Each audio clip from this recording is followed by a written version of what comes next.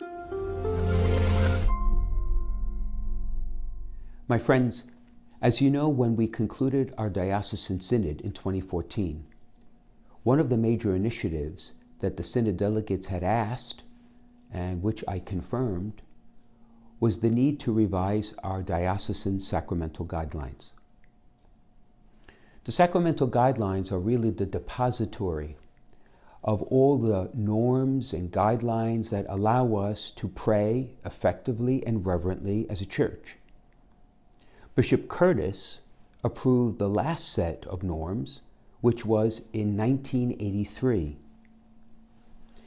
The Synod delegates recognized very quickly, as you and I would, that a lot has happened in 35 years in the life of the church. Some things have changed. We've learned lessons from our experience together, and we've been directed by the Holy See and the popes who have been our shepherds in certain ways so that our liturgy can remain fruitful, collaborative, participative, and reverent. So we began that process of revising the sacramental guidelines. Now, the guidelines are hundreds of pages long because they involve every aspect of our prayer as a community. So you could well imagine doing such a revision is going to take a while. In fact, it will take 4 years to complete. And like everything else, we need to set forth a revision, live with that revision, examine whether or not it has had the effect we want before we come up with a final set of norms. So I come to you because the first of at least 6 pieces of this project is just about completed. And those are the norms and guidelines that govern the liturgy, most especially the Eucharist, and all the related lay ministries that are a part of it, an essential part of our prayer as Catholic Christians. Lay participation in the liturgy is an essential component of that liturgy. And these norms are meant to enhance and also in some ways regularize what that ministry and participation is. For those of us who are older, you can remember a time when we would go to Mass, and Mass was in Latin, and it was uniform throughout the church. The Vatican Council had the insight that the liturgy, in order to be participative, needed to be in the vernacular and needed to accommodate itself to the different customs and traditions of peoples throughout the world, as diverse as people are throughout the world.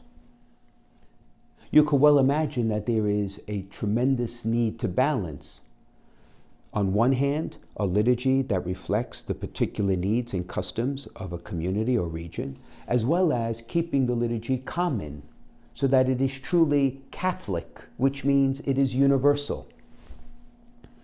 So one of the guiding principles that we have used in revising the norms is to do that, is to hold that balance as much as possible.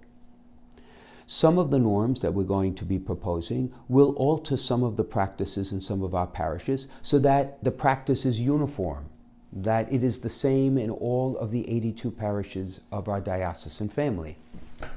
But they also will allow space for more of a particular expression, particularly when the law of the Church in liturgy allows for diversity. At no time will we restrict what the liturgical norms allow for diversity. But there are some changes being proposed. And so, at this point, I'm going to invite you into this process. For the next 6 to 8 weeks, the diocese will be sponsoring an overall catechesis, a re-education, re-explanation, a rediscovery, a reawakening of the beauty, of power, of liturgy itself, and each of the ministries that are essential to it. Over the next few weeks, each week there will be an instruction that we'll ask every parish to make available to you, and we will make available on social media. It will be a guided meditation so that when the actual norms are discussed, there will be a larger context as to what we are speaking about, why we are proposing what we are proposing. In the coming weeks, there will also be sessions for the leadership of our diocese to be involved. I have already met with the priests of our diocese and presented a draft of the norms.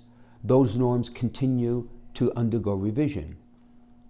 And so the deacons and pastoral associates and directors of religious education and others in leadership will be invited to a series of sessions where they will hear what the norms are proposing, the principles behind them, and we will seek their input.